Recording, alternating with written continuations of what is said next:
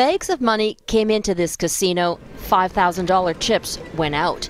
And while a Global News investigation uncovered the money laundering, no one has been held accountable.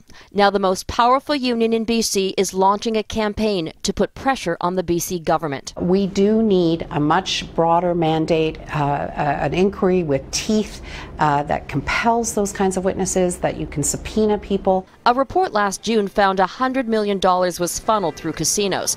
Critics say that was grossly underestimated. Then there was the e-pirate investigation, one of the largest RCMP probes into money laundering. It uncovered an alleged underground bank known as Silver International Investments, operating in Richmond, BC, and lending money to gamblers to use in BC casinos. It is estimated that over $1 billion was laundered per year. The charges never went ahead because federal prosecutors mistakenly identified the police informant in the case.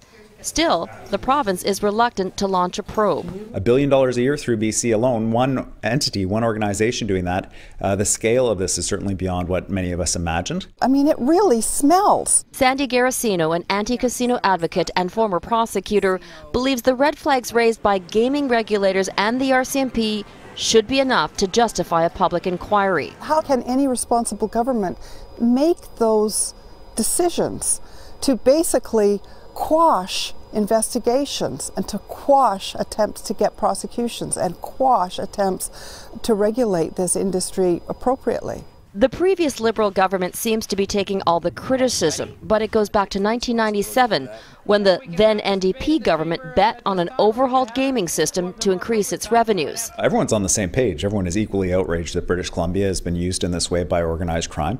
Inquiries can be long and costly, which is part of the reason the government is reluctant to launch one. Moreover, they don't lead to charges, just reports with recommendations, and no one has to actually act on those recommendations.